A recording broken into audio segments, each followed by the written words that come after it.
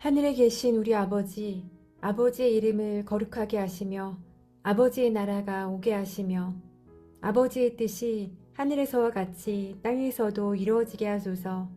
오늘 우리에게 일용할 양식을 주시고 우리가 우리에게 잘못한 사람을 용서하여 준 것 같이 우리 죄를 용서하여 주시고 우리를 시험에 빠지지 않게 하시고 악에서 구하소서. 나라와 권능과 영광이 영원히 아버지의 것입니다. 아멘. 하나님 감사드립니다. 이 새벽에 주님 앞에 나와 함께 주님의 말씀을 듣고 또한 기도하며 찬양케 하심을 감사드립니다. 이 시간 하나님께서 말씀하여 주시고 주님께서 하시고자 하는 그 말씀을 귀하게 듣고 또 삶으로 또 이루어가는 저희의 삶 되시도록 축복하시고 함께하여 주시옵소서. 이 시간을 주님께 부탁드립니다. 또한 이 하루를 주님께 부탁드립니다. 감사드리며 예수님의 이름으로 기도드립니다. 아멘. 오늘 함께 나눌 말씀은 디모데후서 4장 1절에서 8절까지 말씀입니다. 제4장. 하나님 앞과 살아있는 자와 죽은 자를 심판하실 그리스도 예수 앞에서 그가 나타나실 것과 그의 나라를 두고 엄히 명하노니 너는 말씀을 전파하라. 때를 얻든지 못 얻든지 항상 힘쓰라. 범사의 오래 참음과 가르침으로 경책하며 경계하며 권하라. 때가 이르리니 사람이 바른 교훈을 받지 아니하며 귀가 가려워서 자기의 사욕을 따를 스승을 많이 두고 또 그 귀를 진리에서 돌이켜 허탄한 이야기를 따르리라. 그러나 너는 모든 일에 신중하여 고난을 받으며 전도자의 일을 하며 내 직무를 다하라. 전제와 같이 내가 벌써 부어지고 나의 떠날 시각이 가까웠도다. 나는 선한 싸움을 싸우고 나의 달려갈 길을 마치고 믿음을 지켰으니 이제 후로는 나를 위하여 의의 면류관이 예비되었으므로 주 곧 의로우신 재판장이 그날에 내게 주실 것이며 내게만 아니라 주의 나타나심을 사모하는 모든 자에게 도니라. 아멘. 네, 오늘 이 본문의 말씀을 가지고 때를 얻든지 못 얻든지 복음을 전파하라 라는 제목으로 말씀을 나누겠습니다. 오늘 말씀은 사도 바울이 영적인 아들 디모데에게 들려주는 유언과도 같은 메시지입니다. 또 앞부분부터 쭉 그런 메시지가 이어졌다라고도 할 수 있겠습니다. 바울이 오늘 본문에서 디모데에게 뭐라고 도전을 하고 있습니까? 1절입니다. 하나님 앞과 살아있는 자와 죽은 자를 심판하실 그리스도 예수 앞에서 그가 나타나실 것과 그의 나라를 두고 엄히 명하노니 하나님 앞과 예수 앞에서 명령하고 있습니다. 그만큼 중요한 명령을 전하고 있는 것입니다. 그러면 그 명령이 무엇입니까? 2절입니다. 너는 말씀을 전파하라. 때를 얻든지 못 얻든지 항상 힘쓰라. 범사의 오래 참음과 가르침으로 경책하며 경계하며 권하라. 네, 복음을 전하라고 때를 얻든지 못 얻든지 복음을 전파하라고 말씀하고 계십니다. 자, 그런데 이 디모데가 있었던 그 상황, 그리고 이들이 처해 있던 그 상황은 어떠한 상황이었습니까? 기독교인이라는 것이 밝혀지면 그 순간 고난을 받거나 핍박을 당하는 상황이었습니다. 심지어 사도 바울처럼 목숨을 잃을 수까지 있는 상황이었습니다. 그럼에도 불구하고 사도 바울은 디모데에게 때를 얻든지 못 얻든지 복음을 전파하라고 명령하고 도전하고 있는 것입니다. 그만큼 복음을 전하는 것은 긴박하고 중요한 일이기 때문입니다. 세 번역으로 이 2절을 읽어드리면 이렇게 볼 수 있습니다. 그대는 말씀을 선포하십시오. 기회가 좋든지 나쁘든지 꾸준하게 힘쓰십시오. 그래서 우리가 복음은 좋은 때이든지 그렇지 않은 때이든지 좋은 기회이든지 그렇지 않은 기회이든지 그런 상황이든지 복음은 전해야 된다라는 것입니다. 여러분과 제가 살아가고 있는 2024년 이 뉴저지의 상황은 어떠합니까? 그래도 우리 디모데가 살아가고 있는 환경보다는 훨씬 복음을 전하기에 좋은 환경이지 않습니까? 그리고 한국은 요즘 복음을 전하기가 참 어려운 시대라는 이야기를 많이 하는데 그래도 한국보다는 미국이 더 복음을 전하기가 더 좋은 환경이지 않습니까? 지난 금요일 날 우리 유스 그룹 이그나잇 금요 모임에 이제 자녀와 세 가족이 어머니가 오셨어요. 이제 이분은 이웃 초청 잔치에서 이제 감동 콘서트를 계기로 저희 교회에 오셨는데 1년 전에 미국으로 이제 그 주지원으로 오셨다고 합니다. 근데 미국에 오기 전까지는 전혀 무교였다고 해요. 그랬던 그분이 미국에 오시면서 자녀를 위해서도 그렇고 교회를 다녀야겠다라는 마음을 가졌다라는 거예요.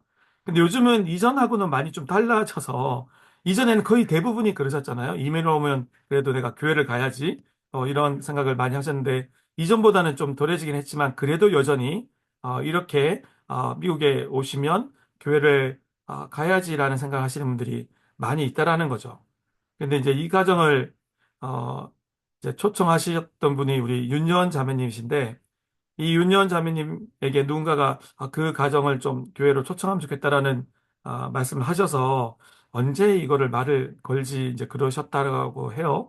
그런데 이제 아침에 어느 날 산책하다가 벌이 막 쫓아와서 막 이렇게 쫓겨서 가다 보니까 그 집 앞에 있더라는 거예요. 그래서 이거는 이제 이 복음을 전해야 되겠다. 이제 이렇게 좀 초청을 할 수 있어야 되겠다 생각이 들어서 초인종을 누르셨대요. 그리고 초인종을 누르고 이렇게 이런 콘서트가 있고 이런 게 있는데 올 생각 있냐고 그랬더니 오시겠다 그랬다라는 거예요. 그리고 오셨고 금요모임까지 이렇게 오신 거죠. 이제 보면 참 그 이야기를 들으면서 되게 감사하고 또 신기하고 놀라웠던 게 하나님이 벌을 사용하신 거잖아요. 근데 사실 우리가 좀 주저할 때가 있잖아요. 이분이 이렇게 이걸 사실 미국에서 초인종을 잘 안 누르잖아요. 그래서 좀 주저하게 됐고 실제로 지사님이 그러셨다 그러더라고요. 그런데 벌이 쫓아와서 이렇게 딱 그 집 앞에 이끌어가는 참 하나님은 그렇게 또 일하시는 것 같아요. 그래서 우리가 주저할 때 할 수 있도록 힘을 주시고 또 이렇게 이끌어 주시는 분이 또 하나님이신 것 같아요. 그래서 그렇게 초청했는데 또 흔쾌히 응하셔서 오셨더라고요. 그리고 지난 금요일 날 또 우리 여러 우리 학부모님들하고 같이 이야기 나눴는데 너무 잘 이야기 나누시고 또 그렇게 또 기쁨으로 교회를 이제 다니고 계신 것 같아요. 그리고 또 하나 말씀을 드리자면, 최근에 제가 이제 스레드라는 그 SNS가 있는데, 거기에서 여러 가지 봤던 글들이에요. 그러니까 누제지에 살고 있는 분들이 올리신 글들인데, 이제 누제지 사는데 친구가 없다라는 거예요. 친구를 사귀고 싶은데, 이제 그렇게 글을 올리니까 그 댓글에 교회를 다녀보라고 그런 댓글들이 달리더라고요. 그러니까 또, 그럼 교회 다녀볼까? 이렇게 말하시는 분들이, 여러 분들을 제가 봤어요. 다시 말해서, 우리의 초청을 기다리고 있는 사람들이 있다라는 거예요. 그죠?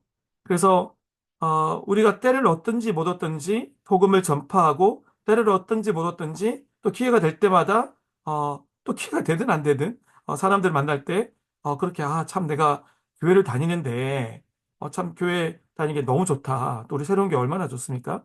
그것을 나누는 거예요. 그러면 자연스럽게 그게 전해지고 또 기회 되면 와보세요. 너무 좋아요. 이렇게 하면 부담 없이 전할 수 있거든요. 그래서 여러분들이 그렇게 전하시면 또 금방 말씀드렸던 이렇게 글 올리신 분들은 그런 기회들을 사실은 기다리고 있다라고도 할 수 있습니다. 그래서 우리가 전하면 좋겠고 전하지 않으면 들리지 않잖아요. 복음을 들으려고 기다리고 있는 사람이 분명히 있다라는 거예요. 그래서 그분들에게 다가가서 때를 얻든지 못 얻든지 기회가 있든지 없든지 복음을 증거하여서 주님께로 인도하는 저 여러분 될 수 있기를 기도하고 축복합니다. 이어서 3, 4절을 쉬운 성경으로 제가 읽어드리겠습니다. 사람들이 참된 진리는 들으려고 하지 않고 오히려 자기들을 즐겁게 해주며 마음에 드는 말만 하는 선생들을 찾으려는 때가 올 것입니다. 그들은 진리에 기울이기보다는 거짓된 이야기와 가르침을 따를 것입니다. 그죠? 분명히 이런 사람들이 있고 이 시대에도 이런 분들이 참 많잖아요. 또 요즘 유튜브에 뭐 거짓된 잘못된 이야기들이 얼마나 많습니까? 근데 그것을 찾아 듣는 사람들이 있거든요. 이렇게 참된 진리는 듣지 않으려고 하고 자기가 듣고 싶은 것만 듣고 거짓 가르침에 귀를 기울이는 사람들이 분명히 있습니다. 근데 그러한 상황 가운데 우리는 어떻게 해야 합니까? 5절이 그 답을 말하고 있습니다. 쉬운 성경으로 제가 읽어드릴게요. 그러나 그대는 항상 자신을 돌아보며 고난받는 것을 두려워하지 마십시오. 복음을 전하는 일에 힘쓰며 하나님의 종으로서 해야 할 일을 꿋꿋이 하십시오. 그렇습니다. 우리가 사실은 이 시대 가운데 때로는 고난받을 수도 있습니다. 하지만 고난받는 것을 두려워하지 말라고 말하고 있습니다. 그리고 앞에 도전하였던 것처럼 때를 얻든지 못 얻든지 복음을 전파하라는 그 명령에 이어서 같은 맥락이죠. 복음을 전하는 일에 힘쓰라는 거예요. 그리고 하나님의 종으로서 해야 할 일을 꿋꿋하게 하라는 것입니다. 하나님의 종으로서 해야 할 일, 그 직무, 사역을 꿋꿋이 해나가는 저 여러분 되시기를 기도하고 축복합니다. 그러할 때 하나님은 분명히 우리를 사용하실 것이고 우리를 통해 분명히 하나님 나라를 이루어 가실 것입니다. 자, 그리고 이렇게 끌었던 이러한 그 직무를 하나님 맡기신 그 하나님의 종으로서의 사역을 꾸준히 잘 해나갔던 사람이 있죠. 바로 오늘 이 명령과 이 도전을 하고 있는 사도 바울입니다. 이어서 사도 바울은 자신의 그 삶에 대한 고백을 하면서 이 말씀이 맺어집니다. 7절과 8절을 제가 읽어드립니다. 나는 선한 싸움을 싸우고 나의 달려갈 길을 마치고 믿음을 지켰으니 이제 후로는 나를 위하여 의의 면류관이 예비되었으므로 주 곧 의로우신 재판장이 그날에 내게 주실 것이며 내게만 아니라 주의 나타나심을 사모하는 모든 자에게 도니라. 아멘. 사도 바울은 믿음의 경주를 끝까지 달리고 완주하였습니다. 저 여러분도 사도 바울처럼 삶을 아름답게 잘 믿음의 경주를 달린 다음에 이런 고백을 할 수 있기를 기도하고 축복합니다. 나는 선한 싸움을 싸우고 나의 달려갈 길을 마치고 믿음을 지켰으니 네, 그러한 고백을 할 수 있는 저 여러분 되시기를 바랍니다. 그러한 이들에게 하나님은 면류관을 예비하셨다라는 거예요. 사도 바울에게뿐만 아니라 그날에 내게 주실 것이며 내게만 아니라 주의 나타나심을 사모하는 모든 자에게도니라. 그 말씀은 또 이러한 사도 바울의 모습을 본받아서 열심히 달려가는 저와 여러분에게도 그 면류관이 예비되어 있다라는 것입니다. 그 사역, 사명을 꿋꿋하게 끝까지 잘 완수하여서 면류관을 받는 저와 여러분 모든 사랑하는 새로운 교회 성도님 되시기를 기도하고 축복합니다. 함께 기도하겠습니다. 말씀을 놓고 기도하겠습니다. 우리 모두가 때를 얻든지 못 얻든지 복음을 전하는 그런 삶 살아가도록 기도하겠습니다. 그리고 시대의 상황과 상관없이 하나님의 종으로서 해야 할 그 사역, 섬김을 꿋꿋하게 잘 이루어가는 우리가 되도록 기도하겠습니다. 그리고 사도 바울의 이 마지막 고백처럼 믿음의 경주를 끝까지 달리고 완주하는 저희가 되도록 함께 기도하겠습니다. 또한 교회를 위해서 이어서 기도하겠습니다. 오늘 저녁에는 수요 마가의 다락방 기도회가 있습니다. 오늘 7시 반에 또 개혁장로교회에서 있는 예배 가운데 하나님 은혜가 넘치고 또 많은 성도님들이 동참할 수 있도록 그래서 풍성한 은혜 누리는 시간 되도록 기도하겠습니다. 이렇게 공동의 기도 제목과 개인의 기도 제목을 가지고 주님 앞에 기도로 나가겠습니다. 기도하겠습니다.